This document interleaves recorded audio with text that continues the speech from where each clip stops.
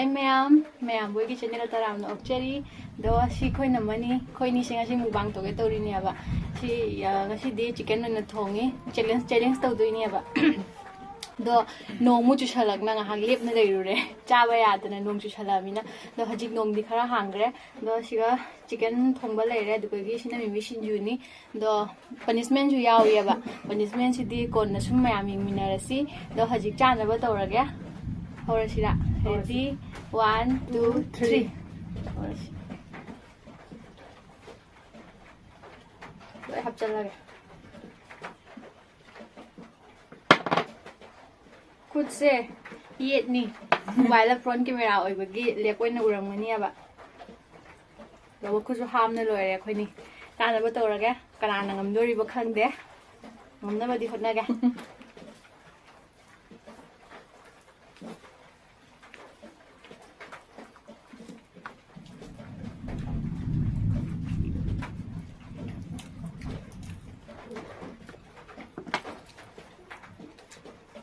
Một khai không vào. Một khai không vào. Phi gì? Biết rồi. Hai tuổi rồi.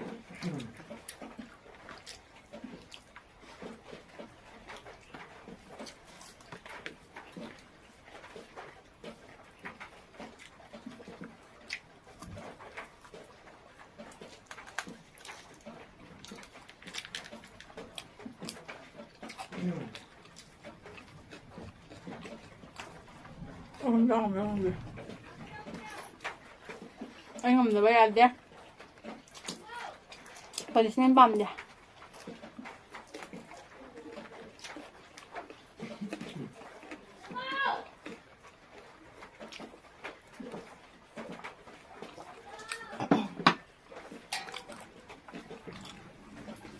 Mình gì không ra để đâu vậy?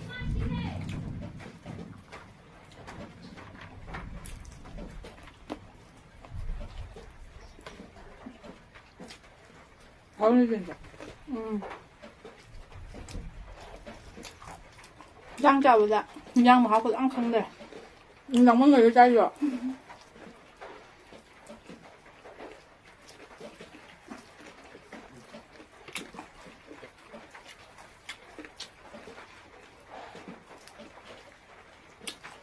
Cha cứ làm mà rồi này. Em cái cha để bà khoan. Cái này sâu tới mẹ.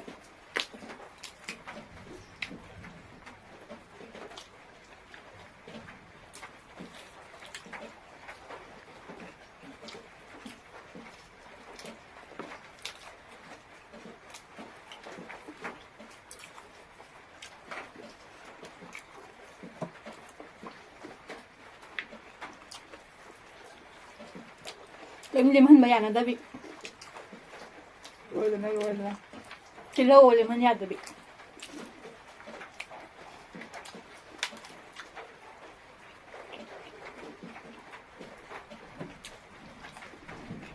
nó lấy cả cái giỏ chân là bao nhiêu? cho mà đấy mình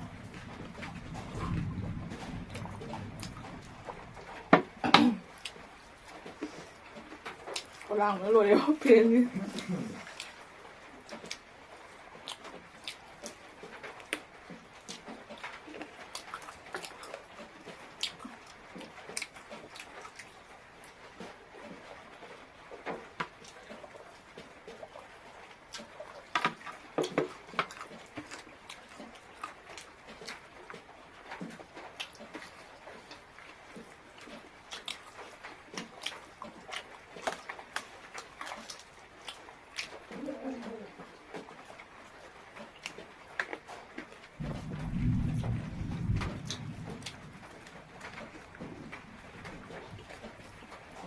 ngon cái hàng đấy phải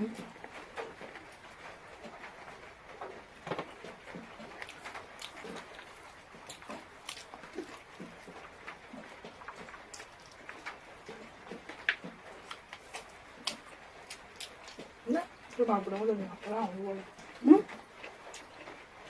Có làm rồi. Bây giờ mà tao được cắt rồi.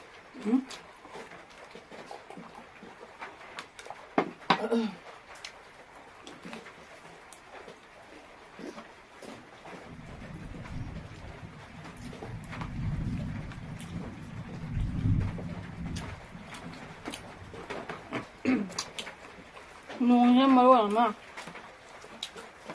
근데 하루 먹자. 진짜 잘. 맛있어. 그냥 저는 뭐 라떼도 아니야.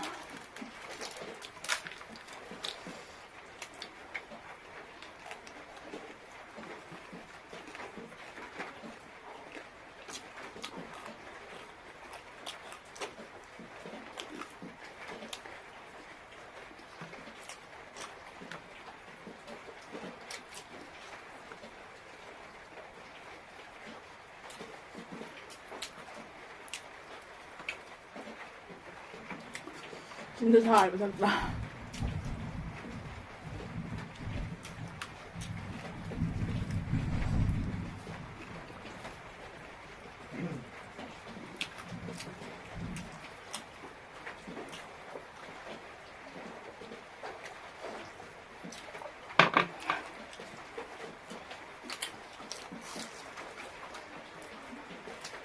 mà thế nào cái chắc sao bây giờ mình chơi bên này bạn chơi gì cân đây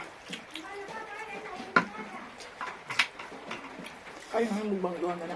ngon đâu hôm nay kìa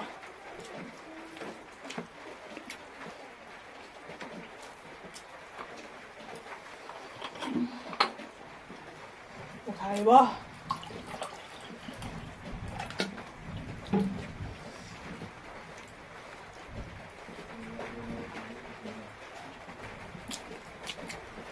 ngon kia mà rồi mà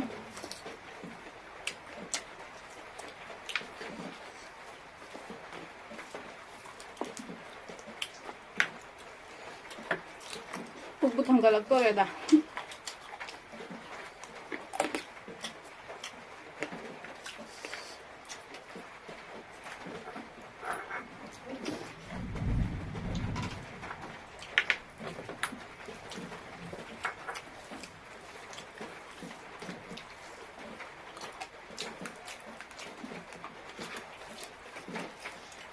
ấy lèo tôi nè Tao chào em. Quấn gì mà đang bục vâng đâu đấy.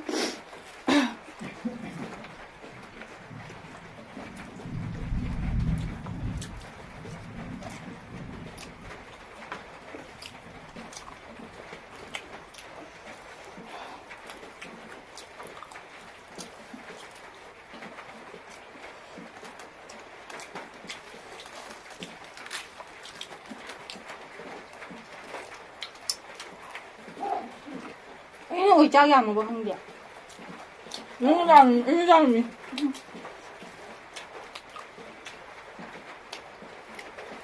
Xong cũng tập chạy. Có sáng không được.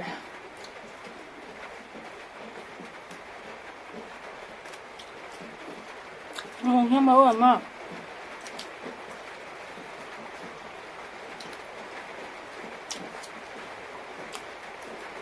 Viên không có khi bao giờ nhá.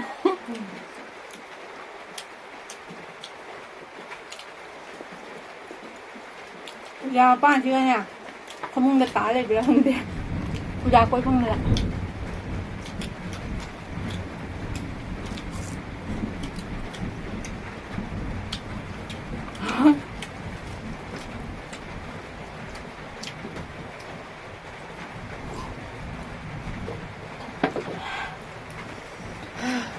엄마 그래라 Nâng đồ lính nâng chả hạt chân thì nó phải ăn nữa.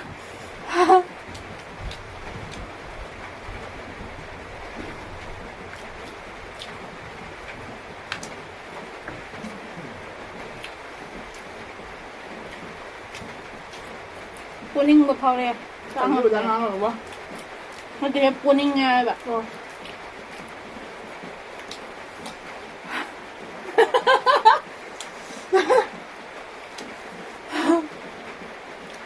Một xào vào cơ.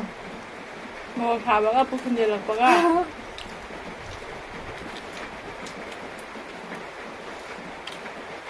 Rồi bà. 짜증이 이제 팔람이야 짜방은 되니 우리가 좀 흔들려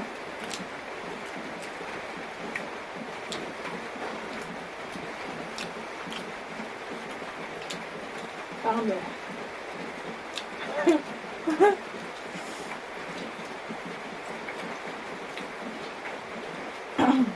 Ê, bùi chanh với à, cái này. Ê, cái này.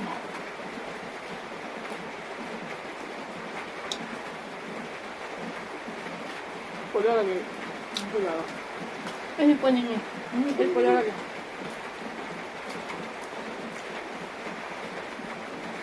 À.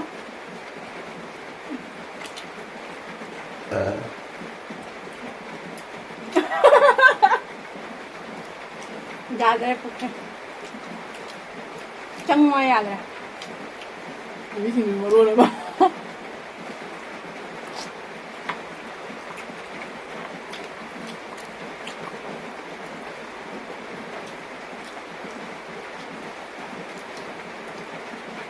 À không mấy vậy. Sao vậy? Sao rồi?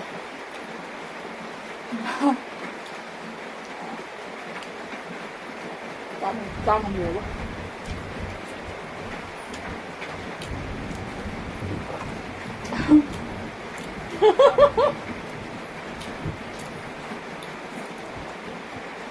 Chắc cái này là mình liền rồi.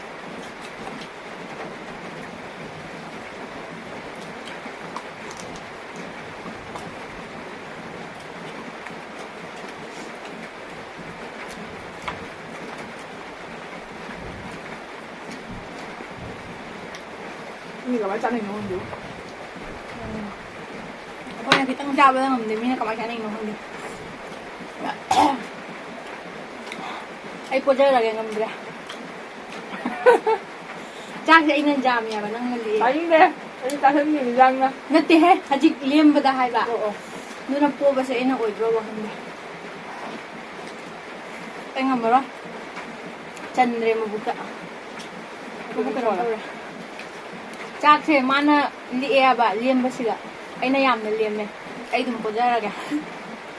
Có giờ răng cổ lại ra không đấy. Matum je ani khale me. Cha ba ngam ra. Hai thùng như này đi dặm chán ngâm nhà bạn học đôi mà này học thứ hồi được ta chân mà ngâm gì này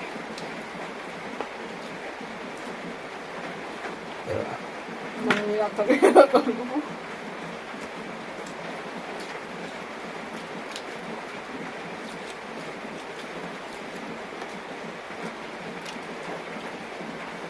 không có sao vậy? Mari cakap dulu boleh kan? Ini saya lihat macam. Macam punishment ya. Bukan je kan? Kalau cakap saya boleh dah pak. Cakap ngam dulu. Abu saya cangwa ya dulu. Dah cakap saya ini yang lihat mamina. Ini poba tak ada pak. Dah punishment macam dah bukan je kan? Dah macam hajik cakap saya boleh dah. Dah poba saya ini poba mina punishment saya ini panggal ya pak. Dah sih saya kayak umur berapa? Umur. Si umur ni, asih saya cara saya sakto ini apa? Dah cara saya tengkai ke tengkai lagi, jauh ni na, ada sah susah ya pak. Jadi kai bok kita cara lagi, jadi saya macam tamin ada sih. Sao sao? Kamai sah tu ya sih bu. Sao? Jauh deh. Đang ngồi đây đi sẵn ra đây đi. Manam sih kan ya? Mình tôi đây trai nữa. Manam sih kan ya sabar loh ya. Buksak berkan deh. Jauh Bây giờ bạn chưa lồi lên. Trai đấy, trai đấy, trai đấy. Trai đấy. À bùm rau đây. Mình không biết sao vậy. Sắc luôn. Rồi tới xin cho kỹ nữa sắc luôn. Em mới đi không xin vào sắc luôn. Mới cái rồi gì. Cái gì sao quay nữa? Em mới đi không xin vào. Henmali ay nanushiba Sama rồi Khangam dai le khang jay Thâu ai đi heli Ngai ngam dre thâu môi na Dạ đây Cái gì nào kìa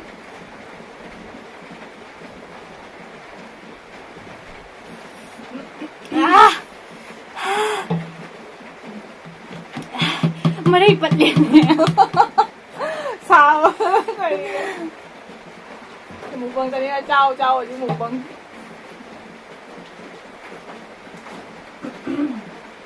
ꯅꯍꯥꯟ 3x ꯂꯩ ꯍꯦꯜꯂꯤ ꯉꯁꯤꯅ ꯊꯥꯕ ꯑꯗꯣ ꯃꯌꯥꯝ ꯉꯁꯤꯒꯤ ꯚꯤꯗꯤꯑꯣꯁꯦ ꯁ꯭ꯋꯥꯏꯗ ꯂꯣꯏꯁꯤꯟꯖꯔꯒꯦ ꯅꯦꯛꯁ ꯚꯤꯗꯤꯑꯣꯗ ꯑꯃꯨꯛ ꯊꯦꯡꯅꯔꯁꯤ ꯃꯌꯥꯝ ꯑꯩꯒꯤ ꯆꯦꯅꯦꯜꯁꯤꯕꯨ ꯅꯨꯡꯁꯤꯕꯗꯨꯅ ꯂꯥꯏꯛ ꯁꯤꯌꯔ ꯁꯕꯁꯀ꯭ꯔꯥꯏꯕ ꯇꯧꯁꯤꯟꯕꯤꯔꯝꯃꯣ ꯃꯄꯤꯁꯨ ꯇꯥꯔꯛꯇꯣꯔꯦ ꯑꯗꯣ ꯉꯁꯤꯒꯤꯗꯤ ꯁ꯭ꯋꯥꯏꯗ ꯂꯣꯏꯁꯤꯟꯖꯔꯒꯦ ꯃꯌꯥꯝ ꯕꯥꯏ ꯕꯥꯏ Bye bye.